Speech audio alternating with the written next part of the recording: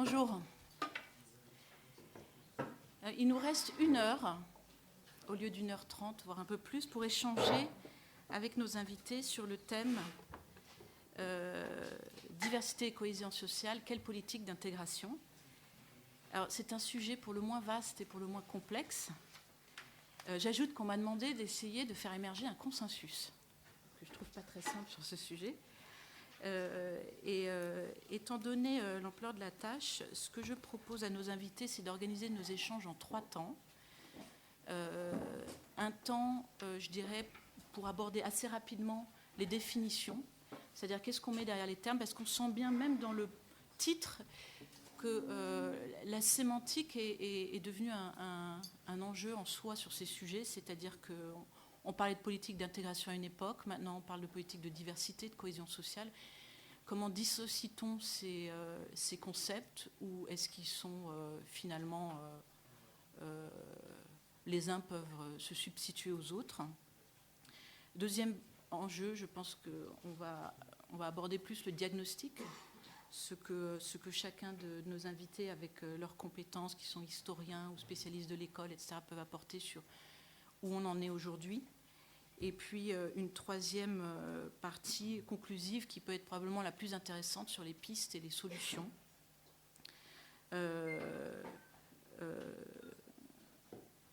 Donc avant de présenter nos invités, moi j'ai introduit le sujet sur ces trois sujets ainsi. Premièrement, qu'est-ce qu'une politique d'intégration ? Est-ce que c'est la même chose qu'une politique de diversité ou de cohésion sociale ? Est-ce qu'elle cible les immigrés, les nouveaux entrants, ou est-ce qu'elle englobe aussi les descendants d'immigrés qui sont des personnes nées en France, formées à l'école française, etc.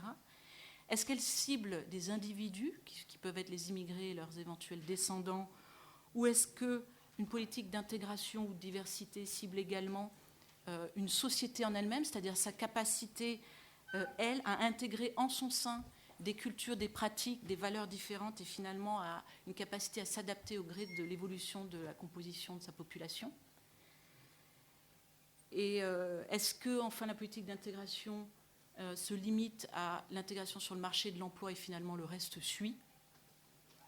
Ce serait un peu sur le modèle de la politique de la green card à l'américaine. Ou est-ce qu'une politique d'intégration embrasse des enjeux beaucoup plus vastes qui touchent l'école, la façon dont on transmet le récit national, la façon de pratiquer la religion, les valeurs partagées, voire l'identité d'un peuple. Et finalement, est-ce qu'on peut définir une politique d'intégration, ou quel que soit le nom qu'on lui donne, au XXIe siècle, comme on la définissait au lendemain des décolonisations, ou au moment où on a rédigé la Constitution, par exemple l'article 1 de la Constitution, il y a plusieurs centaines d'années. Voilà. Je présente rapidement nos invités. Agnès Van Zanten, à ma droite, est directrice de recherche au CNRS et membre de l'Observatoire sociologique du changement à Sciences Po. Elle s'intéresse à la sociologie de l'éducation et particulièrement à la construction des inégalités et des ségrégations scolaires. Daniel Sabag, à ma droite, est directeur de recherche au CERI, le Centre d'études et de recherche internationale. Il co-anime avec Gwenaëlle Calves le groupe de recherche politique antidiscriminatoire, et ses domaines de recherche sont particulièrement l'analyse comparée des politiques antidiscriminatoires et des discriminations positives, notamment avec les pays anglo-saxons. Je présenterai nos 2 autres invités qui ne sont pas là pour l'instant s'ils arrivent. Il s'agit de Pape Ndiaye, qui est maître de conférence en histoire à l'EHESS et spécialiste de la question noire en France, et Yazid Sabek, qui est commissaire à la diversité et à l'égalité des chances depuis 2008, et par ailleurs chef d'entreprise. Et nous avons avec nous une personne, un économiste qui était, je crois, à la table ronde précédente, qui est Lionel Rago, qui est chercheur associé à la chaire et spécialiste des questions migratoires. Donc je donne la parole à Daniel Sabag sur le contexte et les définitions, qu'est-ce qu'on met derrière ces concepts qui sont si difficiles à embrasser. Merci. Donc le titre de l'atelier, c'était diversité et cohésion sociale. J'ai donc choisi de dire quelques mots sur les usages contemporains de la notion de diversité dans le débat public français.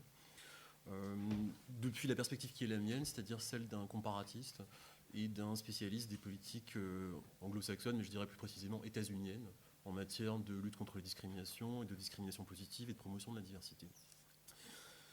Donc le terme diversité en France, dans l'usage dominant qu'il tient aujourd'hui, il est extrêmement récent. Si vous faites une recherche bibliographique et que vous cherchez des exemples de l'usage du mot diversité tel qu'on l'emploie aujourd'hui dans les années 80, vous n'en trouverez strictement aucun. C'est vraiment à la fin des années 90 et même au début des années 2000 que le terme s'impose comme une catégorie générique, c'est-à-dire une catégorie englobante, qui permet de parler simultanément, qui permet de rassembler dans un même cas d'analyse des enjeux fondamentalement distincts. Quels sont ces enjeux distincts que la notion de diversité permet de rassembler dans un même cadre d'analyse? Il y en a au moins deux. Le premier, c'est tout ce qui a trait à la reconnaissance du pluralisme religieux et du pluralisme culturel dans la communauté politique française. Et le second, c'est tout ce qui a trait à la lutte contre les discriminations à raison de la race ou l'origine. La vertu ou le vice, suivant le point de vue qu'on adopte, de la notion de diversité, c'est que ça permet de parler de ces deux enjeux simultanément, sans toujours faire la distinction, dans des contextes où parfois on estime avoir intérêt à ne pas faire la distinction. La notion de diversité permet de faire ça, parce que la notion de diversité n'indique pas en elle-même de quelle diversité il s'agit. Or évidemment, pour que le débat ait un sens, il faut toujours commencer par répondre à la question « diversité de quoi ?» Diversité des religions, diversité des teintes d'épiderme, diversité des pratiques culturelles, diversité des styles de vie, diversité des points de vue exprimés sur un problème public. Suivant la réponse que l'on donne à cette question, on aura un débat ou un autre débat. Mais généralement, quand on emploie le terme diversité, la réponse à cette question, diversité de quoi, est laissée en suspens. Alors, en même temps, il est quand même possible de dégager une tendance dominante dans l'usage du terme. Et cette tendance, me semble-t-il, c'est une tendance qui consiste à faire de la notion de diversité une catégorie de substitution, c'est-à-dire un terme qu'on va employer pour renvoyer implicitement à d'autres termes dont l'emploi est jugé plus problématique, soit pour des raisons politiques, soit pour des raisons juridiques, soit pour des raisons à la fois politiques et juridiques. Alors, de quoi s'agit-il? Il s'agit essentiellement de ce que les anglo-saxons, comme vous disiez, appelleraient l'ethnicité, la race, l'ethno-racial, termes qui ne sont pas d'usage courant en langue française, ou qui en tout cas ne sont pas d'usage courant quand il s'agit de décrire la réalité sociale contemporaine. Si vous essayez de regarder dans quel contexte, concrètement aujourd'hui, le mot race ou ethno-racial ou l'adjectif racial va apparaître, vous allez voir que ce type de contexte est finalement très limité. Il va apparaître sous la plume d'historiens ou de sociologues qui travaillent sur le racisme, là ils sont bien obligés. Il va apparaître dans la France, dans les écrits des représentants de la frange la plus extrême de l'extrême droite. Et il va apparaître sous la plume du législateur lorsqu'il entend interdire les discriminations à raison de la race. Mais en dehors de ces trois contextes d'apparition, le terme, généralement, n'est pas employé et n'est certainement pas employé pour décrire des groupes sociaux existants. Il est d'autres pays où la situation est très différente et où le terme est employé. Les États-Unis est l'exemple paradigmatique ici, et j'y reviendrai si vous le souhaitez. Mais la situation française est une situation où même les minorités qui réclament la collecte de données statistiques, par exemple sur la population noire française, si vous regardez les propos du CRAN, le CRAN, à travers son porte-parole Patrick Lozès à plusieurs reprises, son porte-parole Georges Tin, et son président Patrick Lozès, a affirmé ne pas vouloir utiliser les catégories de race et d'ethnicité et se reporte sur la notion de diversité pour faire référence à l'objet de ces mobilisations. Donc, dans un contexte comme celui-ci, la diversité apparaît par défaut comme le moyen de faire référence à ces catégories interdites ou en tout cas plus problématiques. Alors, en même temps, une fois qu'on a dit ça, il me paraît important de souligner que le degré de focalisation implicite sur l'ethno-racial varie suivant les différents domaines qu'on considère. Et ici, je donnerai trois exemples très rapides. L'enseignement supérieur, la vie politique et l'entreprise. Si vous regardez la vie politique, là, c'est particulièrement criant. Vous ne verrez pratiquement jamais l'expression issue de la diversité être employée pour faire référence à autre chose que ce que les Canadiens appellent les minorités visibles, c'est-à-dire les non-blancs. Le président Nicolas Sarkozy est un descendant d'émigrés, mais son accès à la présidence de la République n'a pas été présenté, n'est pas présenté, ne sera pas présenté comme le signe du progrès de la diversité dans la vie politique. En revanche, les formes de différence visibles, c'est-à-dire phénotypiquement visibles, elles seront systématiquement qualifiées par cette étiquette. C'est en partie le cas parce qu'il existe déjà un autre dispositif, la parité, pour renvoyer à la présence accrue des femmes dans la vie politique. Donc là, on a vraiment un secteur où, dès que vous voyez le mot diversité, il s'agit des gens qui, aux États-Unis ou au Royaume-Uni, seraient identifiés comme étant non-white, n'appartenant pas au groupe blanc. Si vous regardez l'enseignement supérieur, c'est beaucoup plus complexe. Si vous regardez notamment le premier programme qui a diffusé la notion de diversité, celui de Sciences Po mis en place en 2001, dont le titre officiel initial était Convention ZEP, l'excellence dans la diversité. Alors, si vous lisez les brochures qui étaient diffusées à l'époque par le service de communication externe de Sciences Po, vous voyez une oscillation entre, d'un côté, une insistance très ferme sur le fait qu'il ne s'agit pas de discrimination positive, que ça n'est pas comme aux États-Unis, qu'il n'y a pas de quota, que le facteur racial n'est pas pris en compte, et qu'il s'agit d'une diversité principalement socio-économique. Mais vous verrez dans la même brochure, à quelques lignes d'intervalle, une référence à l'équipe de France de football de 1998 et sa victoire lors de la Coupe du Monde, comme illustration du type de diversité dont on cherche également à promouvoir la représentation dans l'institution qu'est Sciences Po. Tout ça dans le même document, à 10 lignes d'intervalle. Donc, au niveau de l'enseignement supérieur, vous avez une oscillation entre la conscience du fait qu'il ne faut pas mettre l'accent sur la variable ethno-raciale, mais la tentation d'envoyer quand même quelques indications cryptées de temps en temps pour qu'on soit bien certain que le public ait compris qu'il s'agit aussi de ça. Dans le domaine de l'entreprise, ce sera mon dernier exemple et très rapide, il me semble que là, c'est le cas où la dynamique d'élargissement de la notion de diversité au-delà du référent ethno-racial est la plus grande. Je donnerai juste un exemple personnel. J'ai participé il y a 3 ans à un séminaire de formation interne sur ces questions d'une grande entreprise française. Et l'un des intervenants appelé à faire la liste des raisons pour lesquelles il était utile pour l'entreprise de promouvoir la diversité, a énuméré 8 facteurs. Et le souci de respecter la législation antidiscriminatoire était le 8e de ces facteurs, donc présenté à la fin de la liste, et était suivi de 3 points de suspension. Et ces 3 points de suspension indiquaient clairement que, disons, cherchait à marquer une forme d'ironie à l'égard de la chose, et n'était compréhensible que parce que l'orateur supposait qu'il y avait une sorte de complicité partagée par l'auditoire quant au fait que ce facteur, il représentait une contrainte finalement assez secondaire et éventuellement dérisoire. Bon. Il me semble que, je ne dirais pas que c'est représentatif de l'ensemble du milieu d'entreprise, certainement pas, mais dans le milieu d'entreprise, c'est là où on a vu l'élargissement de la notion de la manière la plus prononcée. Alors, élargissement d'abord à d'autres facteurs de discrimination, le sexe, le handicap, l'âge, élargissement éventuellement à des éléments qui ne sont pas des critères de discrimination prohibés. Et d'après les travaux dont on dispose, je pense en particulier à ceux des sociologues Laure Bérény et Milena Deutscheva, qui ont fait 2 enquêtes parallèles sur les entreprises françaises et leurs usages du terme de diversité, elles arrivent finalement à la même conclusion, qui est que ce qui prévaut dans l'entreprise, c'est une diversité à la carte. Comme le terme n'indique pas en lui-même de quelle diversité il faudrait s'occuper en priorité, les entreprises font à la fois ce qu'elles peuvent et ce qu'elles veulent, et en pratique, ce qu'elles peuvent et ce qu'elles veulent, ça revient à se focaliser sur les formes de diversité qu'il est le plus facile de traiter administrativement de leur point de vue, ce qui n'est pas du tout condamnable, ce qui est quand même ce qu'on observe, c'est-à-dire hommes-femmes, parce que ça, on a des statistiques, on peut mesurer les progrès entrepris, on peut montrer que telle action a eu tel impact quantitativement perceptible. Ensuite, on trouvera beaucoup de choses faites sur l'âge, et les parents pauvres de la diversité, tels que les entreprises la conçoivent, c'est évidemment le facteur ethno-racial, et encore plus la religion.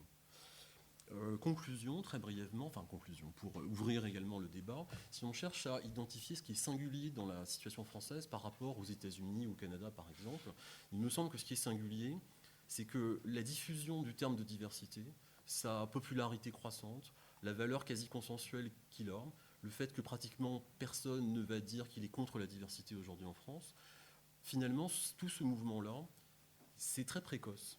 Et plus précisément, c'est presque antérieur à la formation d'un consensus pour lutter réellement contre les discriminations. Aux États-Unis, vous avez eu d'abord la prise de conscience du fait que les discriminations raciales étaient un problème public massif, puis la mise en œuvre de politiques spécifiquement destinées à lutter contre ce phénomène, et à la fin, en fin de course, si je puis dire, l'émergence d'une idéologie de la diversité comme justification a posteriori de politiques qui existaient déjà.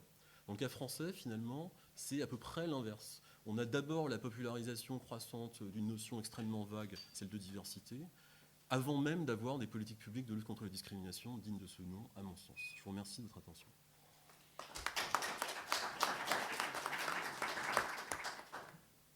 Merci. Je vais donner la parole à Agnès Van Zanten, qui va parler de la question de la mixité. Ça montre à quel point la notion d'intégration renvoie bien souvent à d'autres termes. Moi-même, je n'emploie plus du tout ce terme. Ça vaudrait le coup de se pencher sur pourquoi. Et l'histoire, mais il nous manque l'historien, qui est Papendia ici, qui aurait pu nous le dire.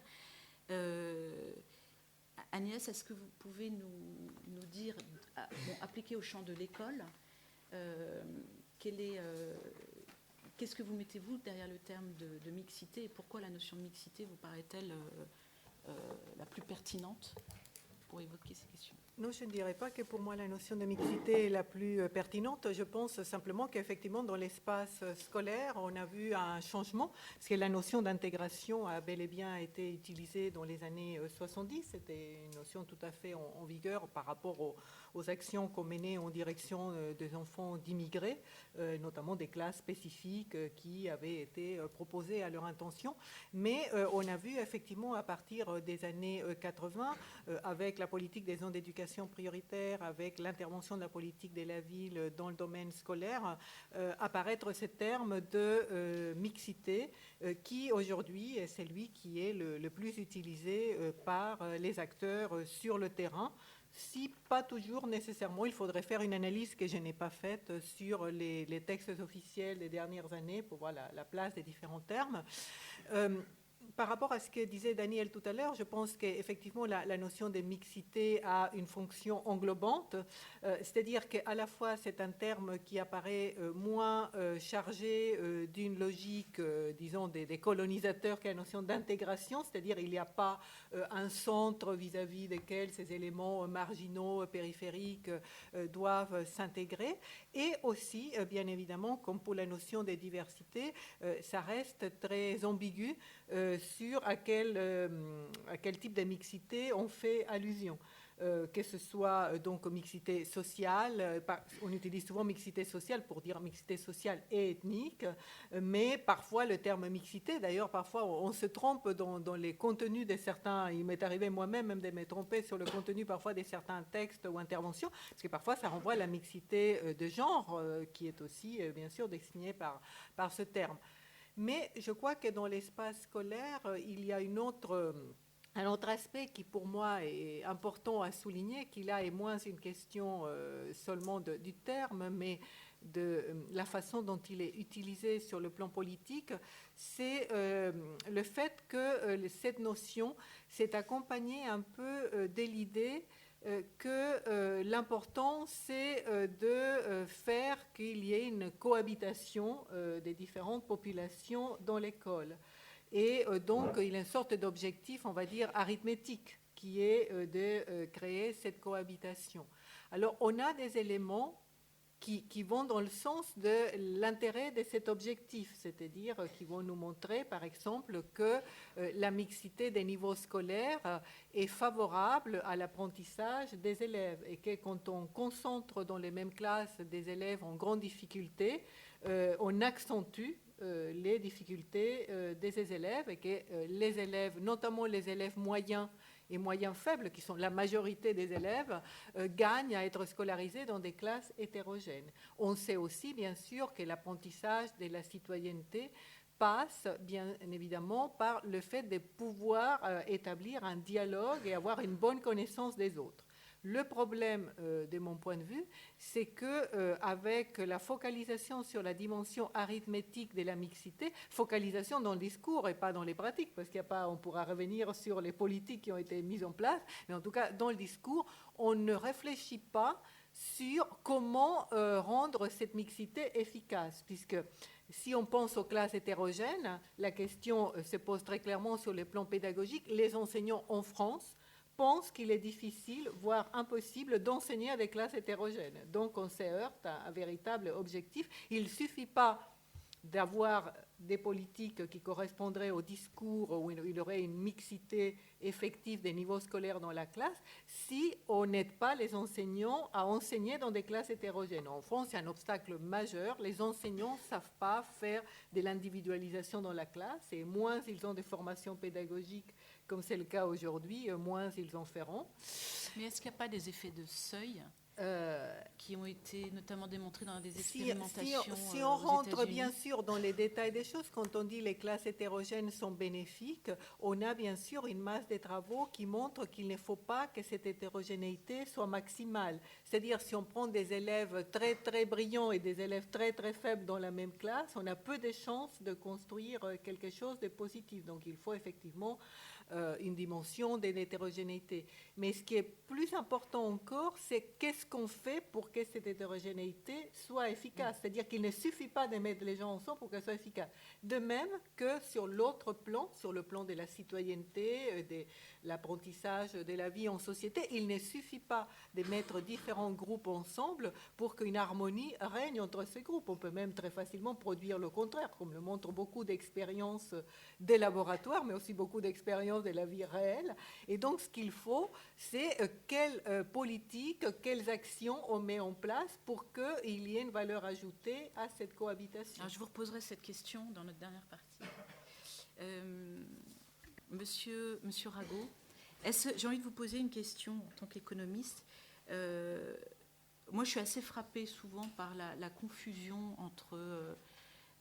la confusion qui a longtemps eu cours en France entre la population des migrants, c'est-à-dire des nouveaux entrants qui n'ont pas la nationalité française, et des populations beaucoup plus anciennes qui sont nées, dont parfois les parents sont nés en France, qui ont été formés ici, auxquels on applique le même type de politique publique. Est-ce que vous avez ce sentiment et est-ce que pour vous la question de l'immigration est tout à fait à dissocier, ou au contraire il y a des ponts très étroits, et si oui lesquels, des politiques dites de cohésion sociale ou de diversité qui s'appliquent plutôt à la diversité d'une société en général et pas seulement aux nouveaux entrants? Alors, ça va être difficile pour moi de vous répondre. Et en plus, en peu de temps. En peu de temps, en n'étant pas préparé, mais surtout parce que finalement, l'économiste a peu d'outils pour répondre à votre question. Ce matin, on a vu ce que les économistes apportaient comme élément de réponse à la problématique de la migration. On est très éloigné des trois mots principaux qui sont ici, qui sont diversité, cohésion, intégration. On a pu rajouter ségrégation. Donc c'est un thème, c'est un champ qui n'est pas un champ naturel des économistes, c'est tout à fait normal. Et je vais essayer de vous porter qu'est-ce que les économistes apportent sur cette question? Finalement, ils y arrivent petit à petit à travers un champ qui est très proche, que vous avez souligné, vous avez parlé de mixité au niveau du genre. Il y a un champ d'économie qui se développe qui est l'économie du genre. Effectivement, un thème important, c'est pourquoi il y a une disparité entre hommes et femmes sur le marché du travail en termes de salaire, etc. Et donc, la problématique est différente, mais la question est la même. Pourquoi il y a cette ségrégation? Alors, quel est l'apport des économistes par rapport à ça? Et c'est assez limité. C'est-à-dire que, comme souvent, les économistes, première chose, ils vont mesurer. Est-ce que c'est un vrai problème? Est-ce que la question se pose? Et c'est ce on voit, par exemple, si je reviens sur le problème de migration, on l'a vu, Jean-Christophe Dumont l'a bien rappelé, quand on compare le taux de chômage des immigrés par rapport au taux de chômage des natifs, on voit qu'il y a un ordre parfois de 2 à 4. Et donc, est-ce que c'est un vrai indicateur d'une mauvaise intégration? On voit bien que l'économiste, du coup, pour lui, intégration, c'est intégration sur le marché du travail. Ça peut être assez différent de intégration dans la société. Et du coup, pour l'économiste, c'est intégration sur quelque chose qu'il connaît bien, le marché du travail. Donc, j'ai 40% de taux de chômage sur la population immigrée, alors que je suis à 10% sur la population des natifs. C'est un bon indicateur du fait que les immigrés sont mal intégrés sur le marché du travail. L'économiste va vous dire que ce n'est pas aussi simple que ça, parce que c'est en moyenne. Et donc, il va contrôler, alors, on l'a vu tout à l'heure dans la présentation de Grégory Verdugo, quand il a regardé les différences de salaire, je vais contrôler parce que la population immigrée, elle n'a pas les mêmes caractéristiques socio-économiques que la population des natifs. Donc, une partie de cette différence, elle n'est pas liée à la caractéristique immigrée, d'origine, elle est peut-être liée au fait qu'ils sont moins qualifiés, etc. etc. Et effectivement, quand on contrôle, et qu'on regarde les taux de probabilité d'être au chômage, l'écart se réduit. Il se réduit, mais il reste un écart, ce qui est quand même une preuve, première mesure, ce qui est la preuve qu'il y a une ségrégation.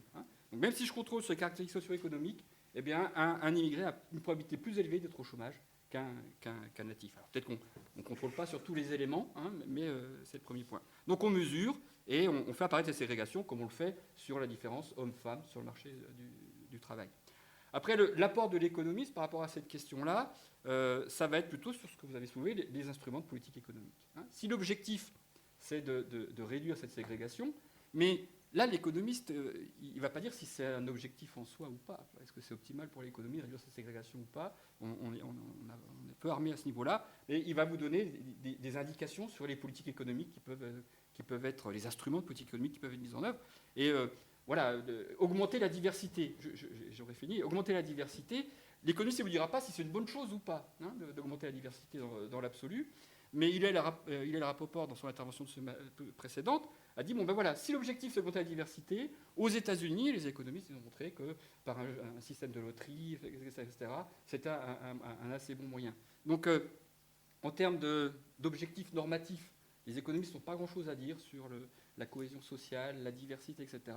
Après, on peut mesurer les problèmes de ségrégation de manière assez fine, et on peut indiquer des instruments. Et vous l'avez compris, l'économiste, il aime bien les instruments qui sont plutôt incitatifs que les instruments réglementaires, lois, normes, hein, tels que ça peut être évoqué. Donc voilà un petit survol de ce que les économistes... Mais ce qui aurait été très bien, c'est que ce soit un économiste spécialisé de la ségrégation qui le développe, mais il y en a peut-être dans la salle qui pourra intervenir.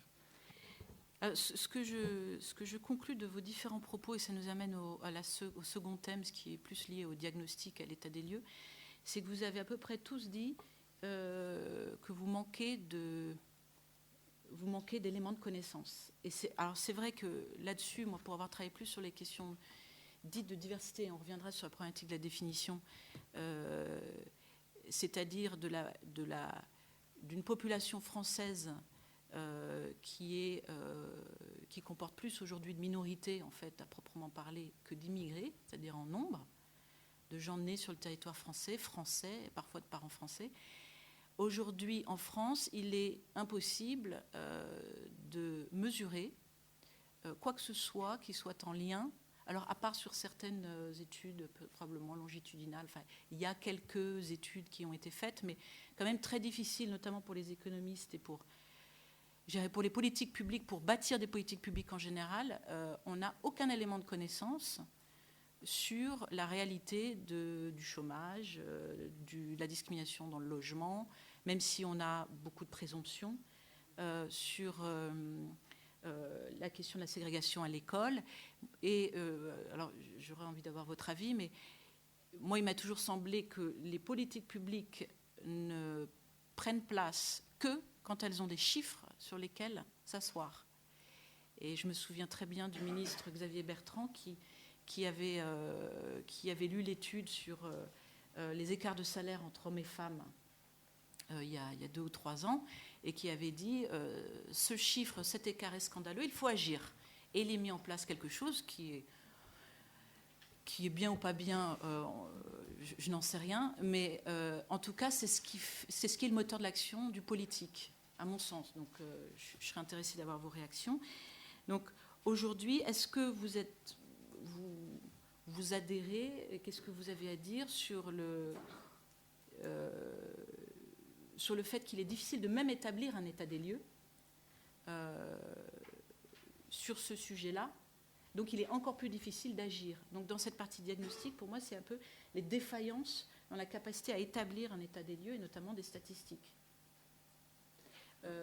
Si vous permettez, je m'adresse à la personne, donc à Sciences Po. Vous avez bien des études qui ont été réalisées suite à la politique qui a été menée, je dirais, au niveau microéconomique de Sciences Po, quand même, non? Oui, je pense qu'Agnès est peut-être plus habilitée que moi à en parler, mais tu veux... Oui, c'est Agnès qui... L'un ou l'autre. Je veux bien en parler aussi. Mais Agnès, et puis après, si Daniel, vous avez... Vous voulez dire par rapport aux résultats de la politique? Oui, entre autres, enfin, à nouveau, le fait d'avoir des preuves, enfin, ou des chiffres. Oui, bien sûr, mais des chiffres, on en a, bien évidemment. On peut savoir combien des étudiants sont entrés par cette procédure. On peut savoir aujourd'hui, pour ceux qui sont sortis, quel type de poste ils occupent. On peut savoir quel type de difficultés ils ont rencontrés dans l'institution. Donc oui, on a des éléments. C'est des éléments qui concernent quand même une politique avec un nombre quand même assez réduit d'étudiants. Donc oui, sur ce type de politiques, on peut avoir une analyse assez fine des effets. Ce qui est difficile, c'est par la suite de passer de ce type de politique à quelque chose de plus généralisable à l'ensemble des politiques, d'autant plus que la politique des Sciences Po est assez unique en son genre, comparativement aux politiques qu'a mises en place dans une autre institution comme l'ESSEC, qui, elle, a été dupliquée par un ensemble des grandes écoles. Donc c'est difficile de généraliser les résultats de l'enquête de Sciences Po parce que les effectifs sont très réduits et que c'est une politique qui, en France, n'a pas eu d'émule. Donc, comment vous l'expliquez qu'elle n'a pas eu d'émule? Parce qu'elle semble la plus audacieuse en termes d'intégration réelle.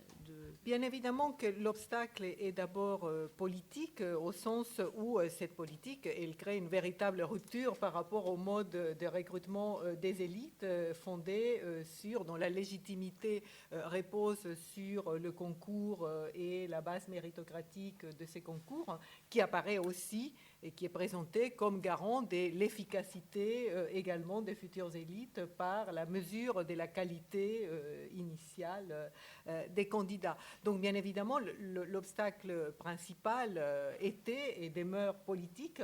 Il y a aussi des obstacles institutionnels. Il faut bien voir, quand on analyse Sciences Po, que si Sciences Po a pu mettre en place cette action assez rapidement et efficacement, c'est que Sciences Po n'est pas une grande école, c'est-à-dire qu'elle ne recrute pas après des classes préparatoires, qui constituent une première étape de sélection dans le cas des écoles, qu'elle ne recrute pas exactement par concours, parce que s'il y a un examen d'entrée, il ne s'agit pas d'un concours, et qu'avant de mettre en place cette nouvelle procédure des conventions éducation prioritaire, existait déjà à Sciences Po d'autres procédures, la principale étant celle créée à la fin des années 90, des mentions très bien, des élèves qui ont une mention très bien, qui peuvent se présenter sans passer le concours. Donc le modèle Sciences Po, sur le plan institutionnel, à supposer qu'il y avait eu un accord politique, était aussi difficile à transposer parce que Sciences Po est une institution, un grand établissement qui est doté de caractéristiques particulières. Ce n'est pas une université, mais ce n'est pas non plus une grande école, et ça lui donnait une souplesse qui rapproche beaucoup Sciences Po des universités américaines en termes de la possibilité d'échanger rapidement et efficacement ces procédures de recrutement. Je rajoute, mais en quoi l'ESSEC ne pourrait pas avoir plusieurs voies d'entrée? Les grandes écoles ont aujourd'hui des voies d'entrée, mais le fait de les rendre beaucoup plus massives qu'elles ne sont aujourd'hui, elles concernent des tout petits chiffres d'étudiants qui viennent par la voie de l'apprentissage, de la voie universitaire, etc., supposerait une négociation de l'ensemble des écoles, puisque l'accès est fondé sur des bases, des banques de données pour les concours dans lesquels il y a un accord entre les écoles, et ça suppose les démantèlements du système des classes préparatoires qui, en France, est quand même l'empire de l'enseignement secondaire et qui a pendant très longtemps, de façon indirecte, dicté l'ensemble du fonctionnement de l'enseignement secondaire. Donc c'est une pièce maîtresse de la transition en France entre le secondaire et le supérieur. On ne peut pas imaginer de le déplacer si facilement que ça. Et il faut se souvenir que quand Claude Allègre a essayé de transformer, par exemple, le salaire des professeurs des classes préparatoires, il y a eu une telle mobilisation immédiate de toutes les fractions de la population concernée par les élites que immédiatement ça a été arrêté. Ce que vous dites finalement, c'est qu'il y a une évolution sur il y a une volonté plus forte de diversifier les élites ou en tout cas de faire évoluer le système de renouvellement des élites, mais que finalement ça touche un nombre assez faible d'élèves et qu'il n'y a pas à ce jour de politique publique massive qui s'attaque aux problématiques de la ségrégation scolaire et aux inégalités à l'école. Une question sur laquelle j'ai effectivement, dans mes interventions publiques, essayé d'attirer l'attention, c'est que je pense effectivement qu'il y a lieu à avoir une politique de diversification des élites plus ambitieuse qu'elle ne l'est aujourd'hui et qu'elle peut avoir des effets positifs à terme, effectivement, on pourra le voir. Le problème, me semble-t-il, plus fondamental pour moi en tant que sociologue de l'éducation, c'est qu'à défaut d'avoir une politique ambitieuse pour la masse des élèves, les politiques de recherche de l'excellence sont en train de se substituer à des politiques de lutte contre les inégalités. Parce qu'il y a d'un côté les politiques d'ouverture sociale, donc sortons les meilleurs des quartiers pour les attirer vers les filières d'élite, mais il y a aussi des politiques comme les internats d'excellence Il y a également l'assouplissement de la carte scolaire.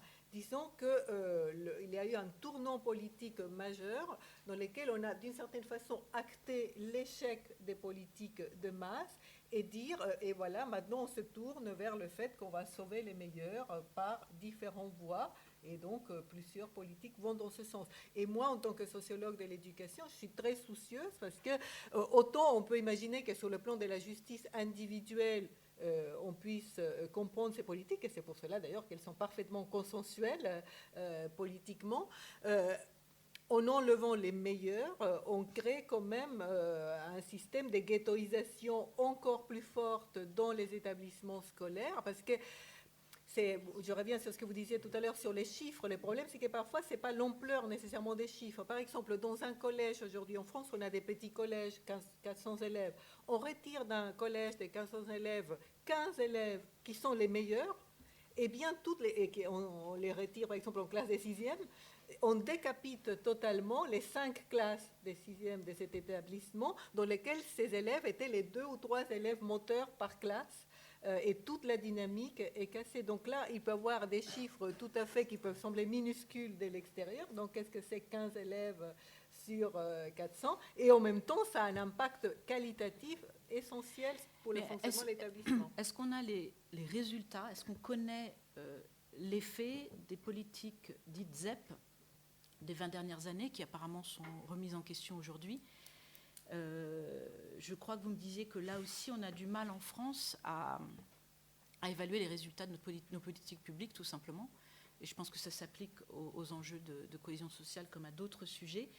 Est-ce qu'on connaît aujourd'hui, de façon assez précise, les effets positifs et négatifs de la politique ZEP? Je vais être bref pour ne pas monopoliser la parole. Oui, malheureusement, comme beaucoup de politiques éducatives, on a effectivement assisté à la fois à une politique dont à certains moments on a pu se demander si elle existait encore, puisqu'elle existait sur le papier, mais personne ne s'est mobilisé en sa faveur, donc avec des hauts et des bas selon les changements de ministres. Et par ailleurs, effectivement, les évaluations sont venues très très tard, seulement à la fin des années 90. Alors, ce que montrent grosso modo les évaluations, c'est que la situation n'est pas...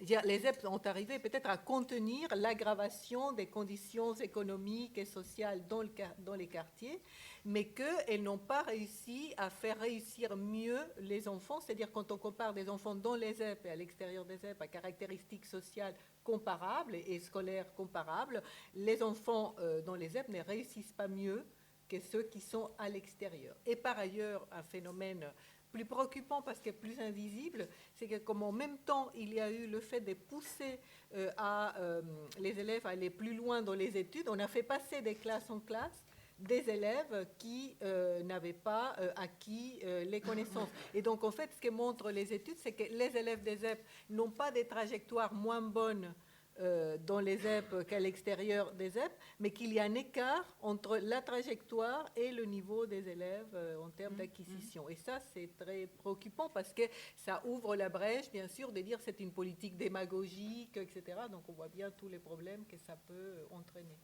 D'accord. Monsieur Rago, je reviens à un sujet plus économique. On a lu dans des documents très intéressants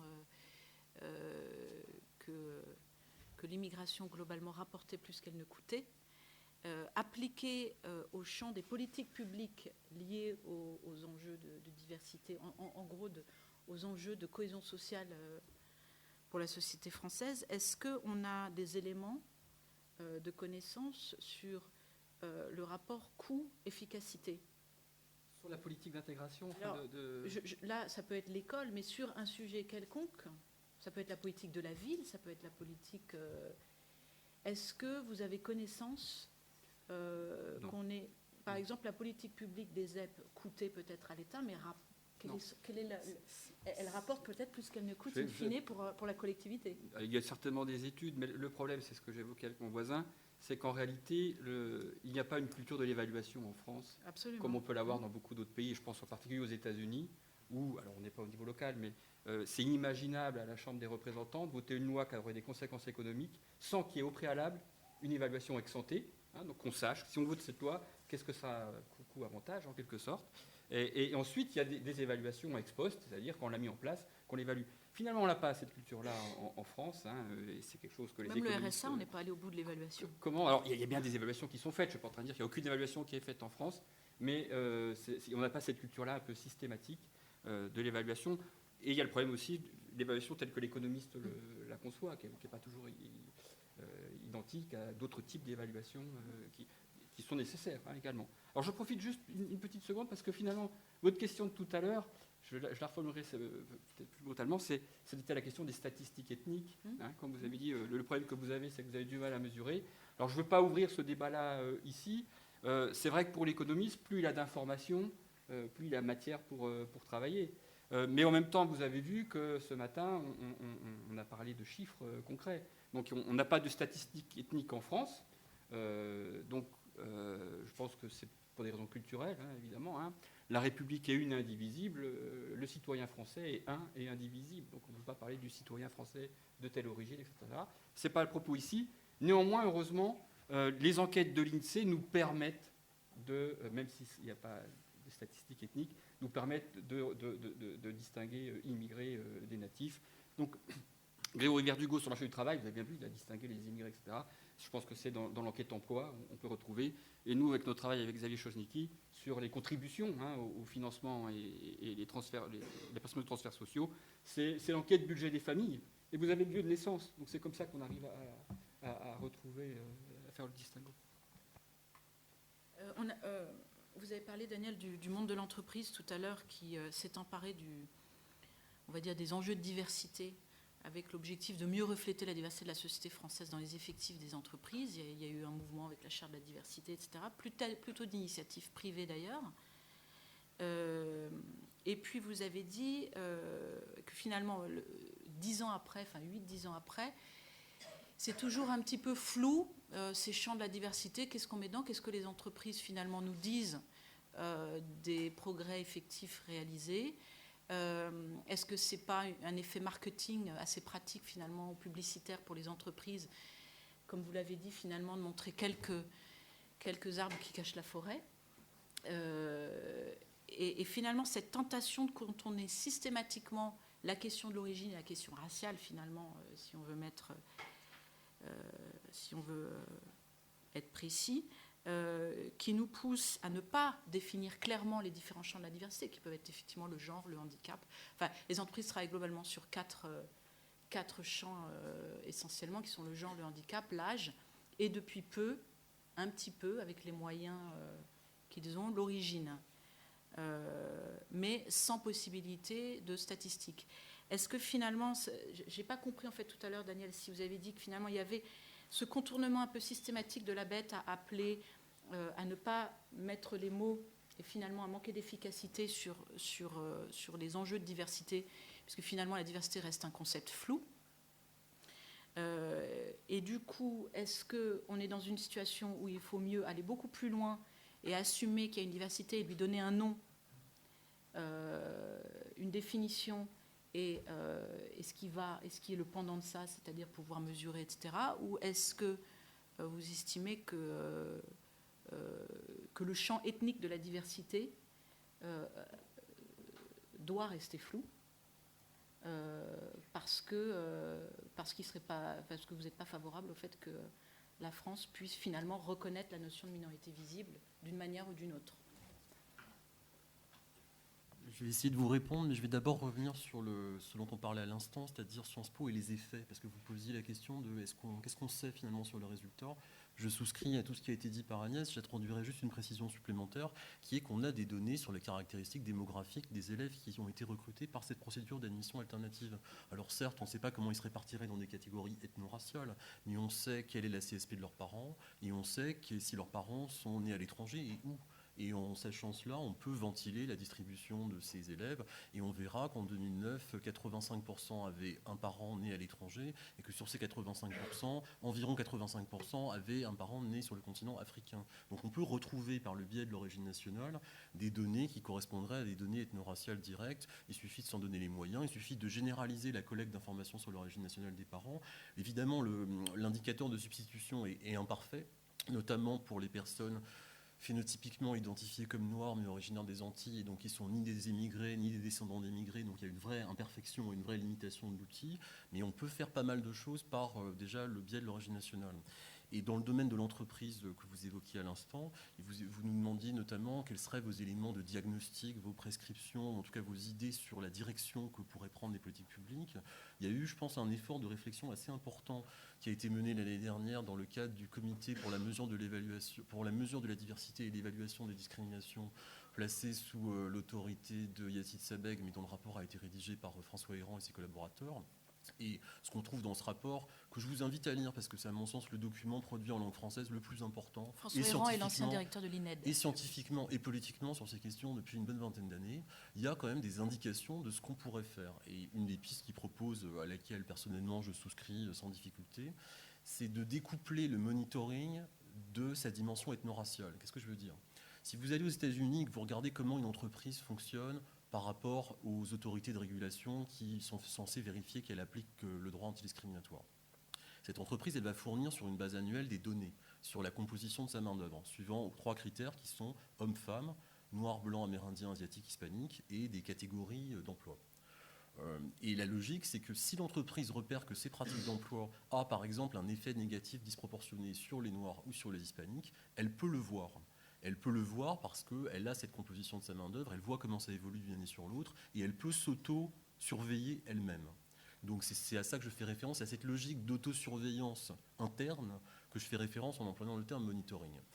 L'idée d'Héran et l'idée du Comen, c'est qu'il est possible de découpler, c'est-à-dire de dissocier le monitoring et sa logique et ses vertus du soubassement ethno-racial qui est présent aux États-Unis, qu'on ne pourrait pas transposer tel quel en France, à moins de réviser la Constitution, ce que personne ne souhaite, ni de promeut d'ailleurs, et en utilisant l'origine nationale comme indicateur de substitution. Ça voudrait dire quoi ? Ça voudrait dire qu'il faudrait généraliser la collecte d'informations sur l'origine nationale des personnes, et à l'intérieur des unités de production, et à l'extérieur, c'est-à-dire sur le bassin d'emploi. Parce qu'évidemment, la proportion de gens dont les parents seraient nés au Maroc, en Algérie ou en Tunisie dans la main-d'œuvre d'une entreprise n'est un indicateur significatif que si on peut la comparer avec la proportion des mêmes gens qui seraient dans la population active qualifiée du bassin d'emploi. Le monitoring américain permet de faire ça, et ce que propose le COMED, c'est d'essayer de transposer la logique du monitoring sans transposer son infrastructure ethno-raciale qui est politiquement, juridiquement transposable. Il me semble que c'est une idée qui mérite qu'on y réfléchisse sérieusement,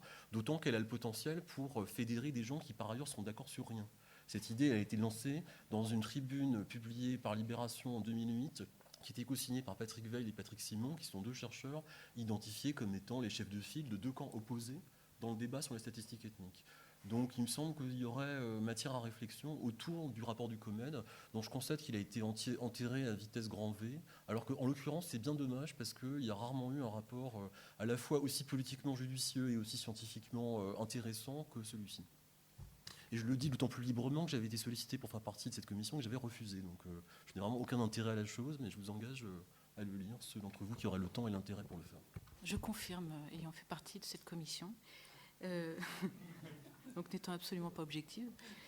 Alors, bon, Daniel Sabag a finalement commencé notre 3e et dernière partie sur les pistes et solutions, puisque j'estime que revenir sur les recommandations du rapport du COMED, ça a un vrai sens aujourd'hui sur ce sujet. Je retiens 2 choses de cet échange. Sur les pistes et solutions pour l'avenir, je souhaiterais pour la conclusion, parce qu'il nous restera un quart d'heure pour l'échange avec la salle, que Agnès et M. Rago, vous puissiez nous dire, dans vos domaines respectifs, s'il y avait une recommandation, une piste d'action qui vous paraîtrait absolument nécessaire, même si je sais que les chercheurs n'aiment pas faire des recommandations et que ce n'est pas forcément leur... mais compte tenu de vos connaissances, est-ce qu'il y a une piste qui vous paraît absolument intéressante à nous communiquer, sachant que moi je retiens 2 grandes idées, c'est la difficulté pour la France à expérimenter et à évaluer. C'est-à-dire qu'on expérimente finalement assez peu, on en a parlé un petit peu avec Agnès, comparé aux anglo-saxons qui ont une vraie politique d'expérimentation, et on évalue assez peu. Alors après je vous laisse conclure pour cette dernière... Merci. Oui, si je reviens sur le fond, sur la question donc de la ségrégation dans l'école, qui est aujourd'hui une question tout à fait centrale, je pense que, et ce qui est important, c'est, pendant très longtemps, la politique des zones d'éducation prioritaire dont on a parlé était une politique qui voyait la question sur le plan pédagogique. Donc il s'agissait de donner du soutien supplémentaire aux enfants sous forme d'être dans des classes avec moins d'élèves, des enseignants donc, qui réservaient des moyens supplémentaires pour agir auprès des enfants. Et donc on a délaissé le problème de la concentration des enfants dans certains établissements. Et je crois que la principale recommandation dans le domaine, c'est de dire qu'il faut à la fois une politique de lutte contre la ségrégation, donc pour rétablir effectivement une hétérogénéité entre les établissements, et une politique pédagogique d'accompagnement. Alors, la question qui semble d'abord difficile, c'est comment développer des politiques de lutte contre la ségrégation, notamment quand on sait la difficulté à laquelle se heurtent des politiques coercitives. Politique coercitive, ça peut être la carte scolaire, dont on sait qu'elle a été assouplie, mais qu'avant même qu'elle soit assouplie, elle était contournée de beaucoup de façons par les classes moyennes et supérieures que j'ai étudiées, choix d'un autre établissement public, choix du privé, changement des lieux de résidence en fonction de l'école. Donc on voit bien que cet instrument, qu'il ne faut peut-être pas jeter totalement, a une utilité modérée. On ne peut pas imaginer, on a quand même beaucoup d'exemples, on a tenté un tout petit peu ça de façon très timide en France, mais on voit bien les limites auxquelles on se heurte de faire du bossing, de transporter les enfants pour créer de l'hétérogénéité forcée. Donc moi je pense que dans le contexte des types de sociétés comme la France, on ne peut développer que des politiques incitatives. Quelle peut être une politique incitative? Ça peut être, par exemple, comme le propose le syndicat des chefs d'établissement actuellement, et c'est une mesure qui avait déjà été proposée dans certains rapports, de créer un indicateur de mixité dans les établissements, donc on revient aux statistiques, et de distribuer les moyens entre les établissements en donnant des moyens supplémentaires aux établissements en fonction de la façon dont ils arrivent à augmenter la mixité, où ils font des efforts dans ce sens. Donc, on pourrait créer un monitoring de la mixité. Mais ça ne rejoint pas finalement ce qu'étaient les ZEP? Pas du tout. On n'a jamais dans les ZEP cherché à évaluer comment changer la population et à faire du monitoring. Dans ce sens, toute l'action était concentrée sur le plan pédagogique et éducatif au sens large, pas du tout une action visant à réduire la ségrégation. Donc ça, je pense que c'est un outil incitatif intéressant et pas très difficile à mettre en place, dans le sens qu'indiquait Daniel, donc en prenant en compte à la fois les catégories socio-professionnelles et l'origine nationale des enfants et les révolutions. On peut aussi imaginer des mécanismes qui ont été mis en place dans d'autres pays, là je pense à la Belgique, par exemple en Angleterre, soit des mécanismes de donner des objectifs en termes de mixité aux établissements, on ne les appellera pas quotas pour ne pas faire scandale, mais ça sera des objectifs. Et on peut aussi responsabiliser, par exemple, les chefs d'établissement d'un bassin. C'est ce qu'on a fait en Belgique, dans un bassin où la ségrégation était très élevée. On leur dit, écoutez, vous êtes responsable que sur l'ensemble de ce bassin, dans aucun établissement, on trouve un seuil qui dépasse tel. Et donc, donner une responsabilité collective. Donc, on peut imaginer des moyens pour agir dans ce sens. Sur le plan pédagogique, on a des pistes qui sont très argumentées parce qu'on a beaucoup de choses qui ont été faites dans beaucoup de pays pour montrer quelles sont les pratiques pédagogiques plus efficaces, mais là peut-être ça nous éloigne un tout petit peu de l'objet de la diversité, donc je m'arrête là. Écoutez, ça va être rapide puisque finalement Agnès a fait un raisonnement d'économiste, donc je n'ai pas grand-chose à ajouter. Pourquoi je dis qu'elle a fait un raisonnement d'économiste? Parce que ce que toute la théorie économique montre, quel que soit le sujet d'ailleurs, c'est que généralement, quand on a un objectif de politique économique, c'est beaucoup plus efficace de passer par l'incitation que de passer par ce que vous avez appelé la coercition, ce que les économistes appellent plutôt le règlement, la norme, etc. Donc, et elle a développé les politiques incitatives qui peuvent être menées pour diverses raisons d'ailleurs. Pourquoi c'est plus efficace, je ne vais pas le développer, mais il y en a une qui a été évoquée, c'est que quand les acteurs n'ont pas envie, vous avez beau leur mettre une norme, ils trouvent toujours un moyen de contourner plus ou moins en partie cette norme. Et il y a d'autres éléments qui peuvent être évoqués. Donc, par contre, s'ils sont incités, c'est que la démarche vient d'eux-mêmes. Vous leur avez donné un signal et ils ont intérêt d'eux-mêmes, par rapport à ce signal, de mettre en place ce que vous cherchez à obtenir. Alors, lors du déjeuner approchant, je propose de donner la parole à la salle. Est-ce qu'il y a un micro qui circule ou est-ce qu'il n'y a pas de micro? Il y avait un micro. Là et là. La question à côté du micro. Je vois monsieur, oui. Bonjour. Courte, s'il vous plaît. Oui, c'est pas des questions, c'est juste des remarques d'ordre par rapport à ce qui a été dit en ce qui concerne les statistiques qui permettent de mesurer l'origine. Donc, il a bien été dit qu'on peut bien entendu distinguer immigrés et natifs, mais dans toutes les grandes enquêtes ménages de l'INSEE, on peut aussi maintenant distinguer immigrés, descendants d'immigrés, puisque la nationalité à la naissance des parents et le lieu de naissance est désormais une question qui est posée dans toutes les grandes enquêtes ménages, avec donc recensement non compris, mais dans l'enquête emploi, enquête logement, tout ça c'est fait. Donc on a quand même des données assez précises qui peuvent être collectées tous les ans sur cette question. Et j'avais une deuxième remarque, puisque le sujet des ZEP a été soulevé. Il me semble me souvenir d'un travail fait par Roland Ratelot de la DARES sur ces questions-là. Et il me semble, ce serait à vérifier, mais je crois que ses conclusions étaient que l'effet des ZEP l'effet de la politique ZEP sur les inégalités était très faible, voire quasi nul. Voilà, mais il faudra vérifier ça, je pense, directement avec lui. Madame, et puis monsieur. Donc, pour rejoindre un peu ce que disait monsieur aussi, ne pensez-vous pas qu'avant toute chose et avant toute évaluation, ne devrions-on pas donc identifier et définir ce qu'est un émigré? Tout à l'heure, monsieur parlait de natif.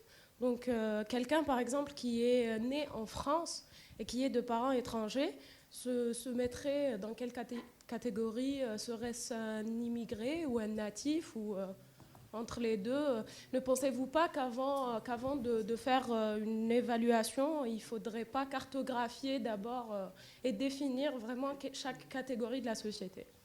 Voilà. C'est qu'on a manqué de clarté dans nos propos. Alors. Madame, alors peut-être monsieur avant, vous avez une question? Oui. Bon, ben madame.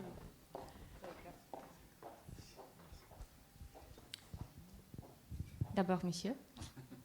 D'abord, monsieur. Bon, donc je voulais revenir sur ce que disait Agnès Van Zanten sur le manque d'ambition peut-être de la politique éducative en faveur de la diversité. Et notamment dans le supérieur, vous dites parce que, si j'ai bien compris, il y a peu de grandes écoles qui suivent l'exemple de Sciences Po. Et je me demandais si c'était quand même pas un petit peu exagéré. Je veux dire, si on voit ce que fait l'université, je pense qu'il n'y a pas besoin de statistiques ethniques. Je peux vous emmener dans un amphithéâtre. Vous allez voir que les non-blancs, comme dit M. Savag, sont vraiment là. Quoi, je veux dire, et ça permet d'accéder quand même à un diplôme qui est une licence, une maîtrise, qui permet quand même une intégration dans la société. Alors c'est peut-être une intégration qui est moins prestigieuse que celle qui est obtenue à la sortie de Sciences Po, mais je voudrais quand même relativiser. Et je pense que massivement, il y a une action qui est faite en faveur de la diversité. Donc je voulais savoir pourquoi vous n'aviez pas parlé de ça, ou bien parce que vous pensez que ça ne marche pas. Je suis assez curieux en fait. On prend encore une question et puis on va répondre. Madame. Alors j'ai une question et une remarque. Donc la question, je vois assez souvent beaucoup de confusion entre les notions d'assimilation et d'intégration. Donc vous, comme les représentants de plusieurs sciences sociales, je voudrais vous poser la question, est-ce que vous, dans vos domaines, voyez la distinction entre ce terme et quelle est effectivement la distinction? Et puis ma remarque sur les politiques migratoires et pourquoi en fait c'est tellement difficile d'évaluer les politiques migratoires. À mon avis, c'est parce que les politiques, même les plus simples, peuvent avoir plusieurs impacts sur plusieurs domaines et dimensions de vie de chaque individu. Donc, juste donner un exemple, politique anti-discrimination. Donc, qu'est-ce que ça donne?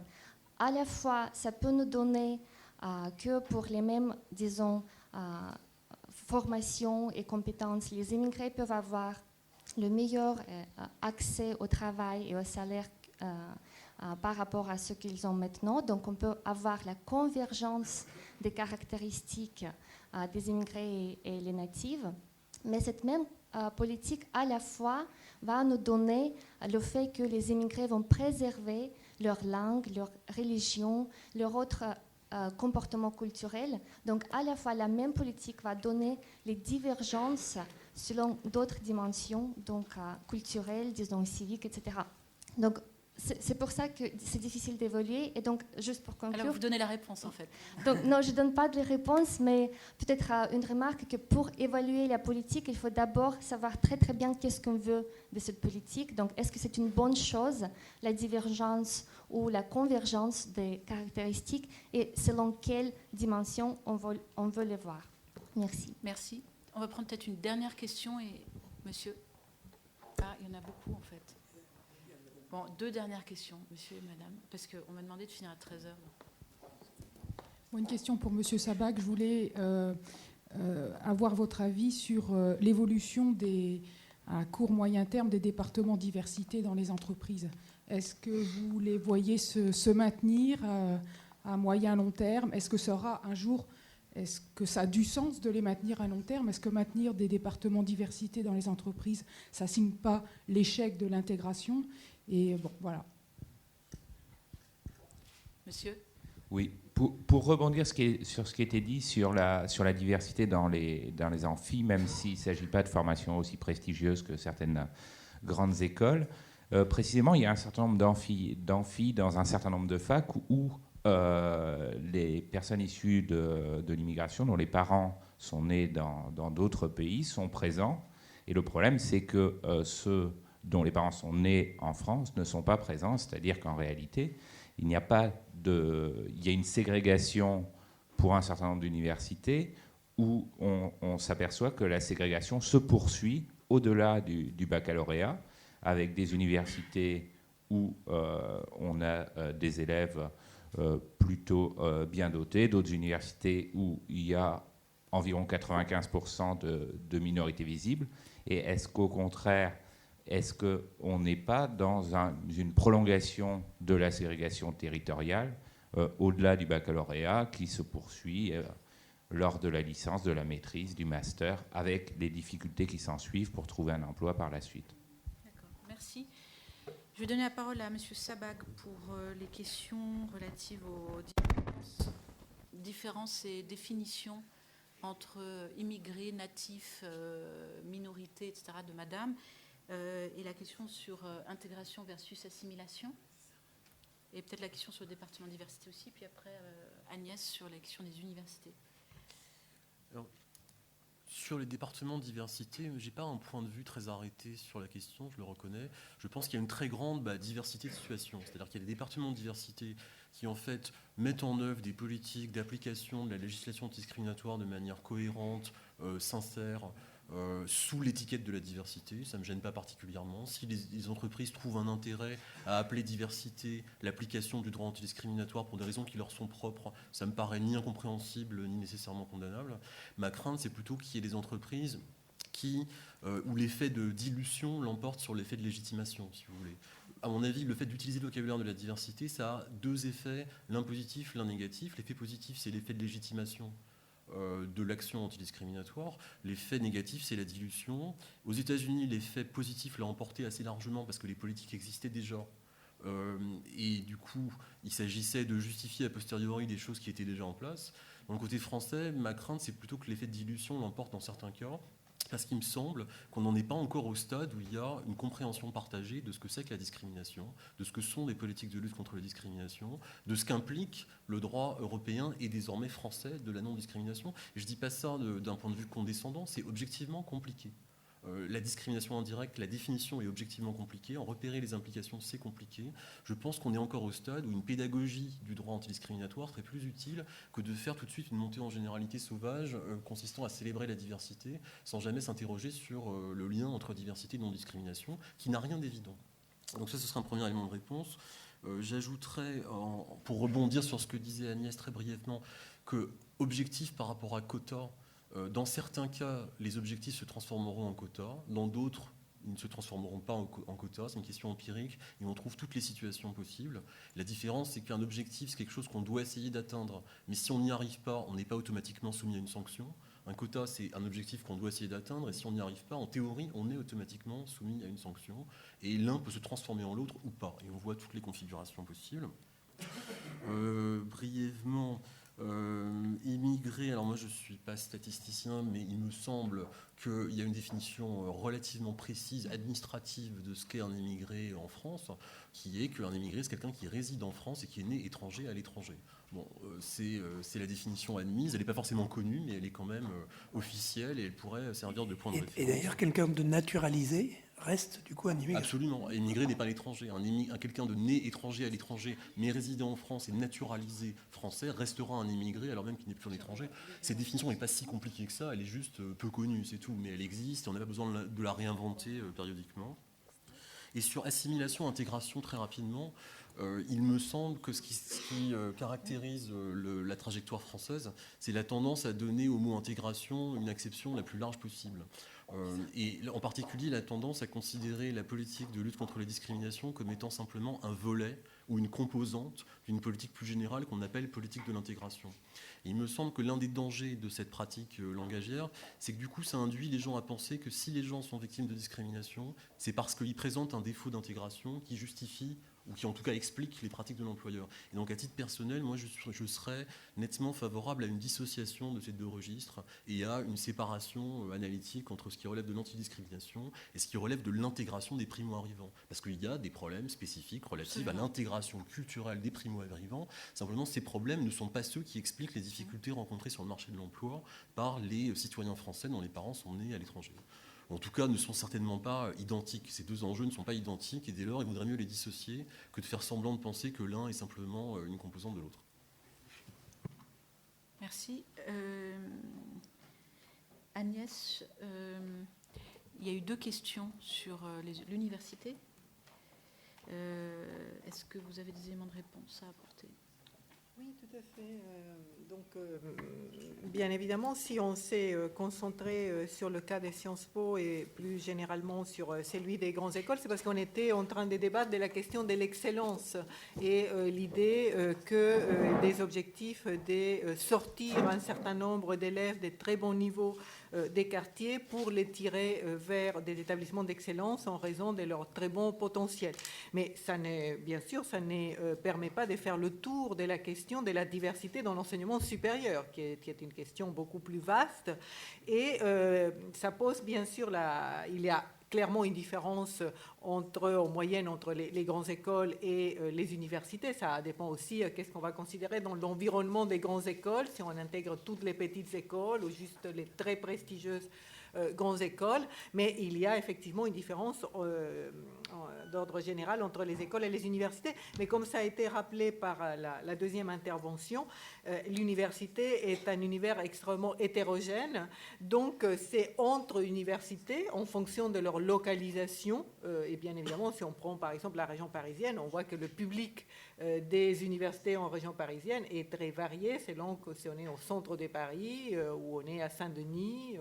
Donc, mais également entre les filières dans les universités, on sait bien qu'il y a eu une massification et une montée donc de questions qui s'est posée dans le secondaire en termes de ségrégation et des problèmes d'échec scolaire qui sont montés, mais qu'on va retrouver dans certaines disciplines et dans certaines filières particulièrement marquées, alors que certaines disciplines, médecine, droit, sont restées très protégées par rapport à ces types de problèmes. Et par ailleurs, il y a une différence notable à l'université entre les premiers cycles et les deuxièmes cycles, puisqu'il y a une sélection importante en deuxième cycle. L'université est un univers complexe et bien sûr, si on va parler de la diversité dans l'enseignement supérieur, il faut d'abord parler de ce qui se passe dans l'université, vu la masse qu'elle concerne, mais ce n'est pas le propos, et là on a parlé des grandes écoles à propos de cette politique de l'excellence. Je dis juste 2 mots par rapport à ce qui a été dit sur les zones d'éducation prioritaire. Globalement, toutes les évaluations, qui ne sont pas très nombreuses, mais toutes celles qu'on a montrent des résultats pour le moins mitigés, quand pas plutôt négatifs. Je crois que par rapport à ça, il faut quand même avoir aussi un regard plus qualitatif, non pas pour défendre les ZEP en tant que tels, mais pour savoir que faire à la suite de ces constats. D'une part, moi je suis toujours très sensible à qu'est-ce que c'est qu'une ZEP. Est-ce que ça, c'est vraiment appliqué? Parce que sur le terrain, est-ce que montrent certaines études, très rares malheureusement, 2 études par l'inspection générale, c'est qu'il y a une extrême diversité des situations. Il y a des cas où c'est un label et des cas où il y a une mobilisation extraordinaire pendant plusieurs années d'équipes sur le terrain. Et puis d'autre part, c'est aussi de voir quels sont les moyens qui ont été donnés aux ZEP et si ces moyens permettaient vraiment de changer la donne. Or, en fait, parmi les principaux moyens, on retrouve la diminution d'élèves par classe.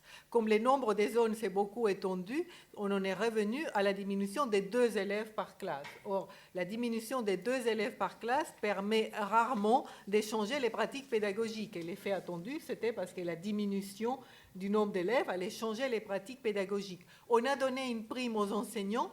Cette prime, elle était très réduite. Et comme la situation des enseignants était très difficile et qu'ils se percevaient comme quasiment une catégorie à part, ils l'ont conçu comme une compensation et pas comme une incitation. Donc après, il faut venir sur les causes, sur le fond. Merci. Bon, on va conclure cette table ronde avec Yazid, qui arrive à point nommé. Yazid, nous avons parlé du contexte et des définitions, la politique d'intégration. Je pense que tu as peut-être une vision personnelle sur le concept d'intégration.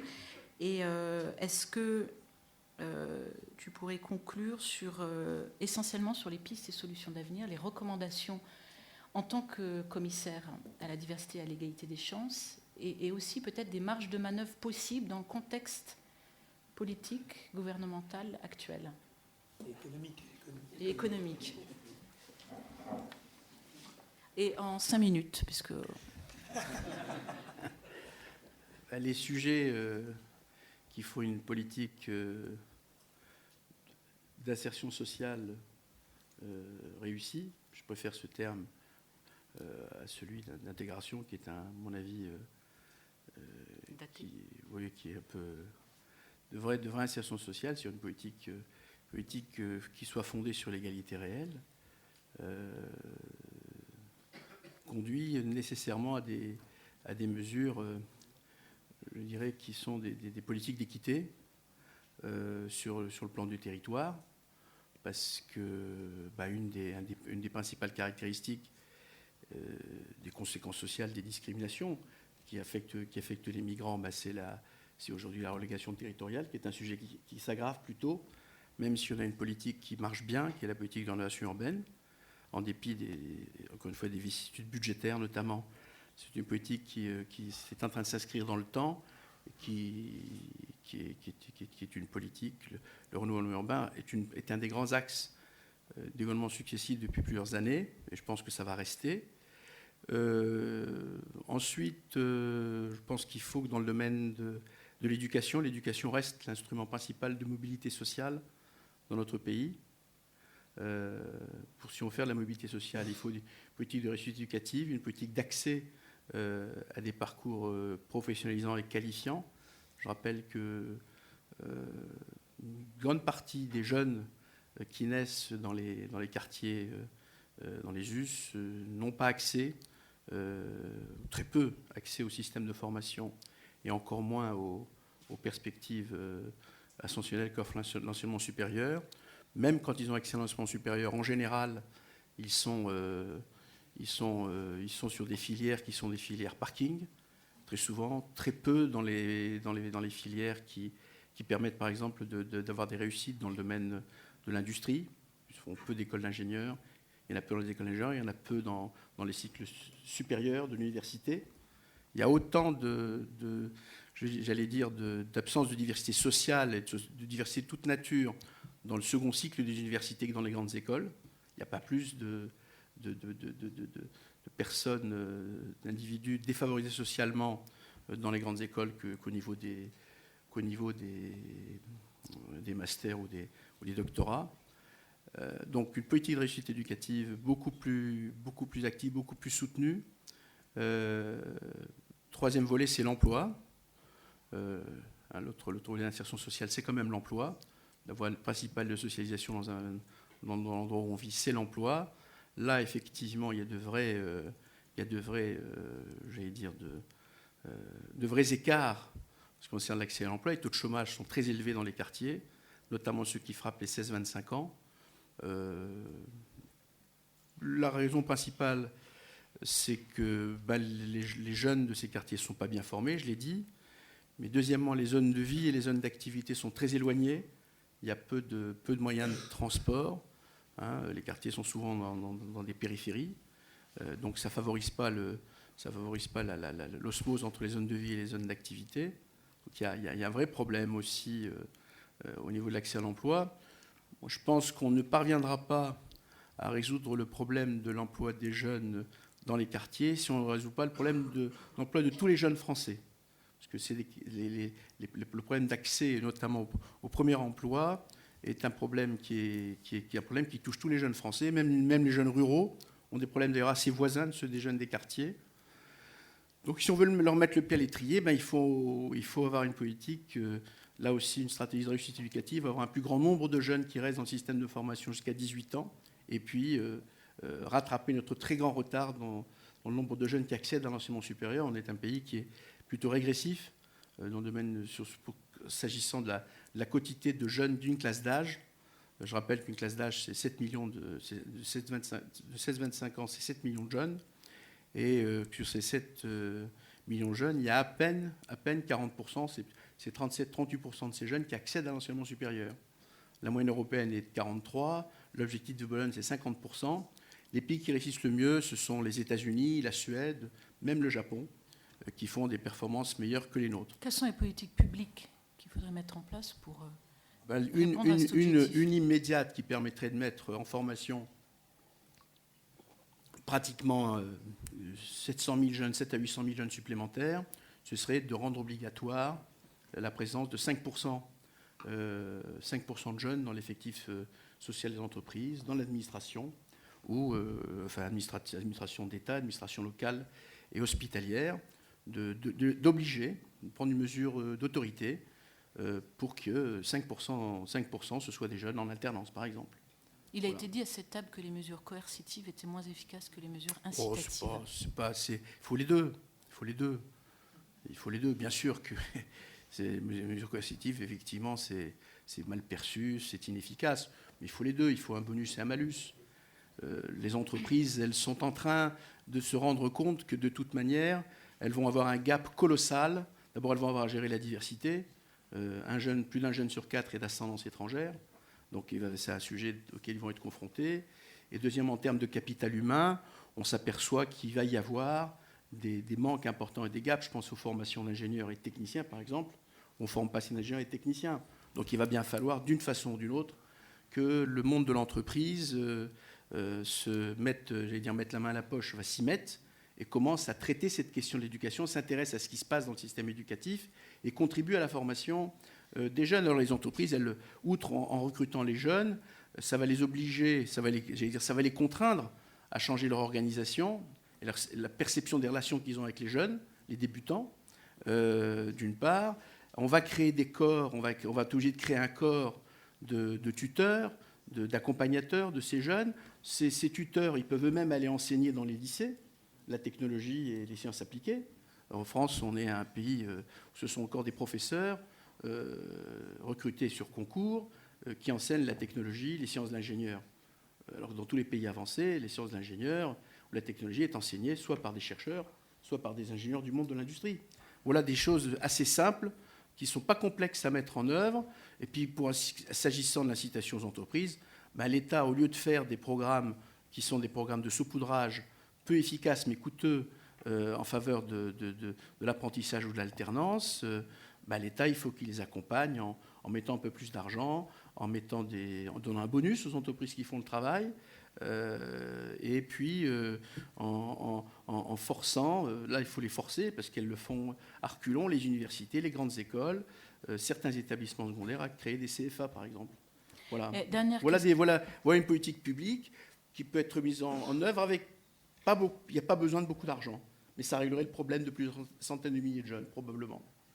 Dernière question, quel est le chantier que le commissaire à la diversité et l'égalité des chances souhaite mettre en place dans l'année et demie qui reste? Celui-là, en tout cas, j'espère que dans le débat qui va s'ouvrir, qui est sur la question de l'emploi des jeunes, la réconciliation des territoires, c'est important. C'est-à-dire ce que font les territoires riches pour les territoires pauvres.